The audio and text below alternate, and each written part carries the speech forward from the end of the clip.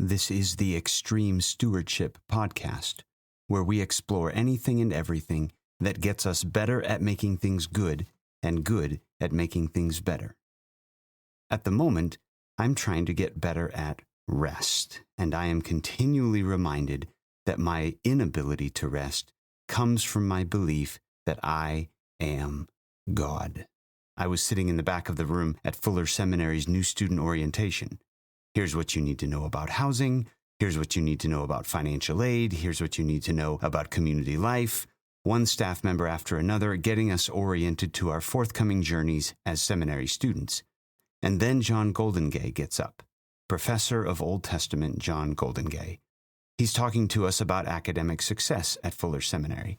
And when he's done, someone asks him about navigating the complexity of seminary life. We've got families, we've got jobs, we've got ministries, we've got homework. How do we get it all done? And Dr. Goldengay says something I've never forgotten, and I hope you won't either. He says, the difference between God and us is that God never thinks he's us. In other words, God never gets confused about who upholds the universe. God never has an identity crisis. God never confuses his role in the world with our role in the world. But we do. We forget that he's God and we're not. We forget that the sun rises and sets at his command and not ours. We forget that the world keeps spinning, the flowers keep budding, history keeps progressing without us compelling it to do so. God never gets confused on this point. But we do. Dr. Goldengay's point is that carrying the weight of the world on our shoulders is something we were never meant to do. And when that weight crushes us, as it inevitably will, when we collapse from exhaustion or when we start dropping balls, when the stress gets to us, when we come apart at the seams from the sheer complexity and volume of our work, it's quite often because we have forgotten that God is God and we are not. So Dr. Goldengay's final word to us was, therefore, that we must rest. We must step away from our work. We must stop improving creation in order to step back and enjoy it, to rest, to sleep, to breathe, to play, to look at what has already been done rather than only focusing on what is still left undone. And the God complex part of this equation is that every one of us can think of things that aren't done yet, or that need to be done right now, or that could be done right now, or that have been sitting on the to-do list for too long already, or whatever. It is easy for us to reject rest because we can't see how the work will get done without us. And when I respond to the signals that my body or mind or family are giving me about it being time to rest, when I respond to those signals with reasons why I can't rest because I have too much work to do, there's a real decent chance that behind my excuses is some confusion about who is God and who isn't. Now, I have to tell you, this is hard for me. Part of it is that I like my work. I really do. I'm one of those incredibly fortunate people who almost never feels like work is a necessary evil, like I can't wait to get to the weekend. I very rarely wish creation would just stop needing improvement all the time so I could just sit back and enjoy it. So I struggle to rest because I like my work. But I also struggle to rest because, well, I'm more wired to start things than finish them. If you're familiar with Patrick Lencioni's working genius model, I'm a hardcore WI. I like to look at the world around me, I like to ask how things could be different, and I like to come up with answers to that question. What I don't like so much is persevering through to the end. I have piles of ideas, piles of projects that I've started, but then those piles sit there and they keep piling up and they never go away. My wife Annie will tell you that I alternate between coming home and saying, I have too much on my plate, and coming home and saying, I have a great new idea. So unfinished projects are an ever-present reality for me, and that makes it hard for me to rest. Struggling to rest because I love work is one thing. Struggling to rest because I struggle to finish work is another. But alongside of those, and sometimes interwoven with them, is that I struggle to rest because I doubt God's ability to get the work done without me. Bottom line, I am a sinner, and I sin, and sin rules the world in which I live. And it's not just historical happenstance that the very first sin was an attempt to dethrone God and take his place. The desire to be the owner rather than the steward lies deep within me, within all of us. And like an alcoholic deciding consciously to walk past a bar rather than to walk through its doors, we have to decide consciously to reject our deep desire to rule the world in God's place. This is why in Leviticus 16, God tells Moses that the Day of Atonement is to be a lasting ordinance on which God says, you must deny yourselves and not do any work. Why must we sometimes deny ourselves in order to not work? Because our tendency is to confuse our role in the world with God's, because we are addicts to sin, because a God complex comes naturally to us, not in the sense that God created us that way, but in the sense that in our current condition, it's a default mode for us. So I am wired to want to be the owner, and it takes deliberate and often strenuous effort to act contrary to that wiring. And the Bible calls that sort of effort denying ourselves. I think it's worth saying a bit more about this so that we can get the right image for how and why there is a part of us that refuses to rest.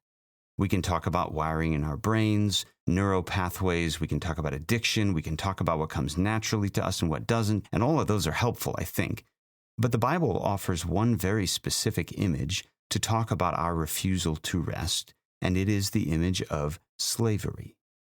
Deuteronomy 5, the 10 Commandments. One of those commandments is about the Sabbath. Sabbath is a specific form of rest. It's the way that Israel rested as a nation. So Deuteronomy 5:15 says, remember that you were slaves in Egypt, and that Yahweh your God brought you out of there with a mighty hand and an outstretched arm. Therefore, Yahweh your God has commanded you to observe the Sabbath day. Now that raises a question. Why would Israel, having been slaves in Egypt, but having been rescued from that slavery, be the reason why God instituted the Sabbath? And the answer, I think, is a very practical one. Slaves don't get no Sabbath. Slaves don't get to live in healthy rhythms of work and rest, work and rest. They just get to work and work and work and die. And so God says to Israel, you used to be slaves. You used to have to work, and the work never stopped. But you're not slaves anymore. You are free. And so because you are free from slavery to work, you are free to rest. For Israel to refuse to Sabbath was for them to say, we would rather be slaves in Egypt than be free in covenantal relationship with God. Slaves don't get no Sabbath. Slaves don't get no rest, but we are not slaves. We are free. We are free because it is not to Egypt, but to sin that we were enslaved, and we have been redeemed from slavery by the death and resurrection and ascension of Jesus Christ. Slaves only work. Free people work and rest.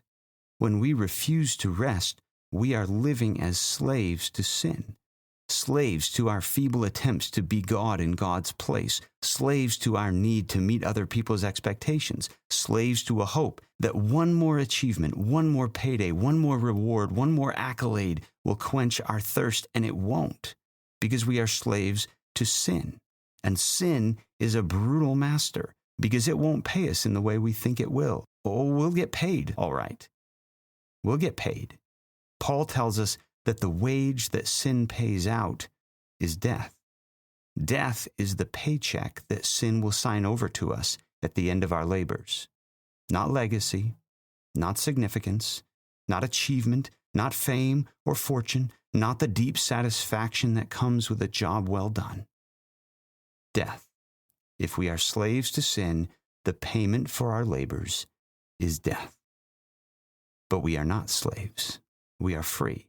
And because we are free, we are invited to rest, because one element of our freedom is being free to act like what we are, which is stewards, not owners, creatures, not the Creator. We are not God, and therefore the world will not fall apart if we stop improving it for a minute, or an hour, or a day.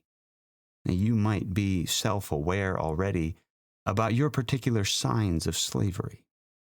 Maybe it's fatigue. When my students come to campus in the morning with a venti quad shot, and then I see them in class in the afternoon working on some chemically enhanced poison in a can that we call an energy drink, that's a sign of slavery. If you need that kind of boost just to survive the day, you're not resting like you should. Or maybe your sign of slavery is sickness.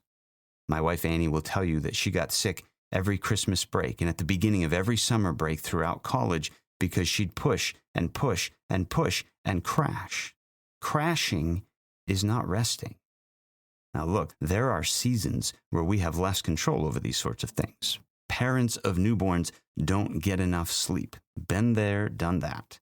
But the vast majority of outside circumstances that compel us to burnout and exhaustion are a lot more in our control than we care to admit.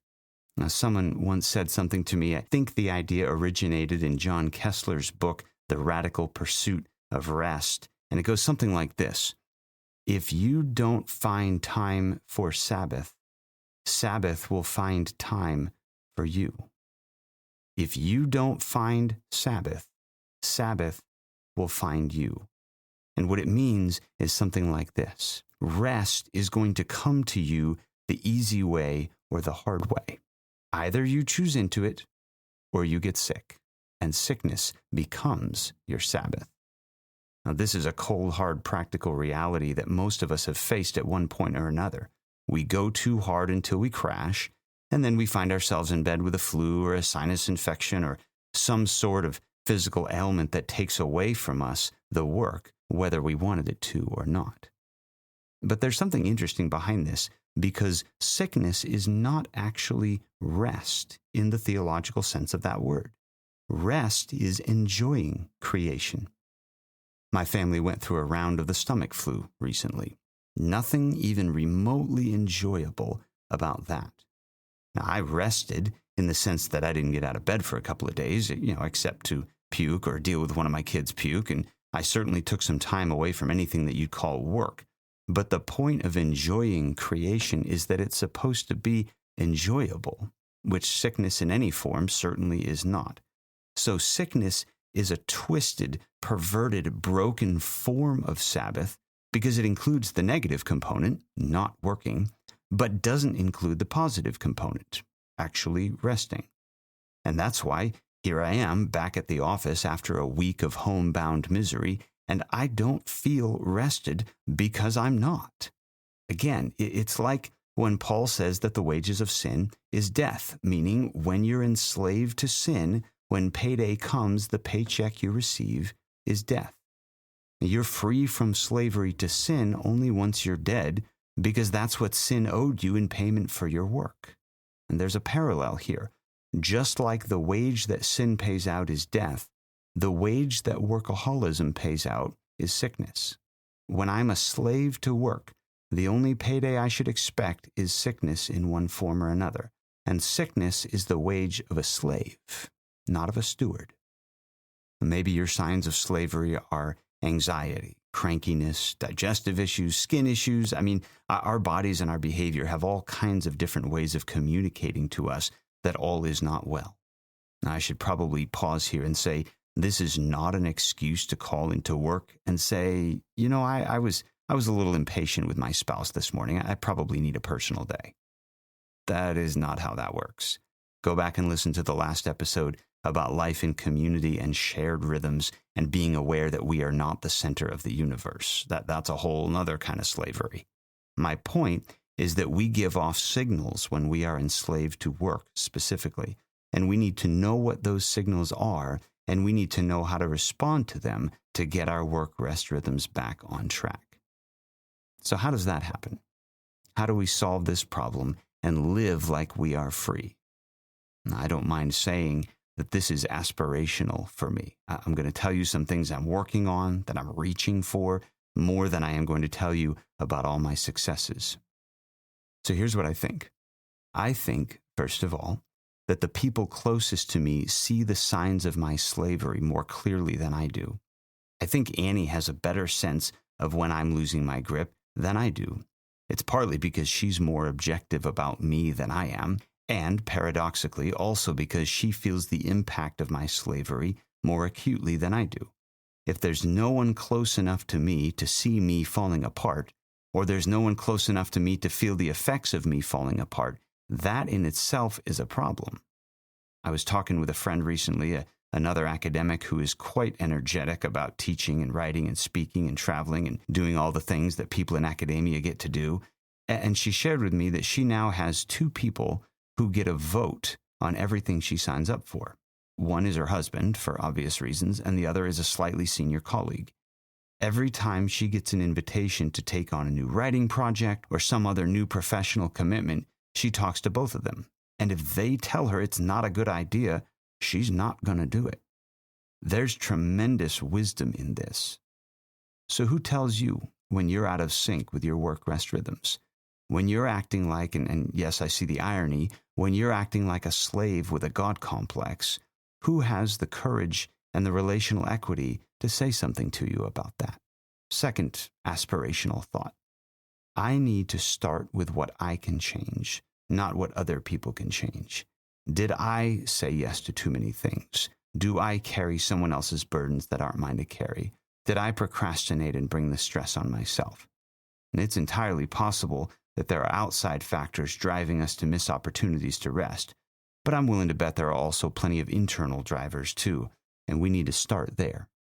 Here's one that's fresh for me, and maybe you can relate. Have I allowed myself to get caught up in the rat race of hyperproductivity? I was recently at the yearly academic conferences for biblical scholars and theologians, and I would guess, anecdotally, that about 90% of the people there are either anxious because they feel like they aren't doing enough, or anxious because they're trying to do too much, or both. Now, there's a football field size area on one end of the convention center, covered with all the books that other people have written. And I walk in there, I look around, I see this massive spread of productivity that does not have my name on it. And I feel the crushing weight of not being good enough. And I come home inspired, which is usually sanitized language for guilt-tripped, to be more productive. And there are 2 truths we need to speak to each other in that moment. The first one is Patrick Lencioni's definition of humility that I talked about a couple of episodes ago. Humility is looking at a cathedral and rejoicing in its grandeur as though you had built it, not looking at a cathedral and wishing you had been the one who built it, or looking at the endless rows of new books in my academic field and rejoicing in the good work that other people have done rather than wishing I had been the one to do it. So that's one truth. That other people being productive is a great opportunity to be thankful for their good work instead of wishing it had been my good work. The other truth is that my good work is defined by the owner, by the boss, by the creator. What has God asked me to do? At this point in my career as a professor and as an academic, it should be very clear to me that he has not asked me to be the book-a-month producer. He has not asked me to be the biggest fish in, well, let's be honest, the pond that is academic biblical scholarship is still very, very small, and he hasn't even asked me to be the biggest fish in that pond. So going to the book room or seeing people at the conference who are the biggest fish in our professional mud puddle, if these moments inspire me simply to do more, I'm a slave to sin, not a steward to God. Because God wants me to come away from those moments encouraged, possibly challenged, thankful for the good work that he has given to other people and for the good work and good rest that he has given me. So the question I can never stop asking is, God, what do you want me to do? What work do you have for me? Because the answer is never going to be so much work that I am unable to rest, that I fall apart at the seams, that I live in a constant state of anxiety and illness and fatigue. That's not going to be God's answer to the question. So if that's where I am, if that's the continual form of my existence, there's a problem. But again, the problem is a problem with me first. And I need to dig into that before I start asking for accommodations and personal days and all those sorts of things. I'm not saying those can't be part of the solution. I'm saying they're not the first part of the solution. So, aspirational thought number 1, accountability to people who can see my God complex better than I can. Aspirational thought number 2, start with what I can do to kill my idolatry, not what other people can do to kill it. Now for aspirational thought number 3. When you were learning how to drive, someone might have taught you the basic rhythm of look near, look far. Look right in front of your vehicle, look way down the road. Repeat, repeat, repeat, repeat. There's no exact formula for how long you do each. That's not the point. The point is that when we drive, we are in constant movement between looking 10 feet in front of us and looking 1,000 feet in front of us and everywhere in between. So, am I a slave to work because I have so much right in front of my face that I can't look far? Or am I the sort of person who gets really excited about long-term thinking and planning and ideating, and I rear-end the car in front of me at the stoplight because I was looking a mile down the road? Again, I'm not offering a perfect formula for how much energy goes into looking at what's right in front of us and how much energy goes into long-term thinking about our work. The point, the aspirational thought, is that we need to be in constant movement between the two so that we can finish the job that's right in front of us and then rest, knowing that we have put enough energy into looking down the road that we will be ready for tomorrow and next week and next year when it comes. So when was the last time you truly rested? Not crashed, not broke down, rested. Breathed. Put down the work, put down the phone, stopped trying to play God, stopped acting like the weight of the world was yours to carry, and just enjoyed the good work that's already been done and that God is continuing to do.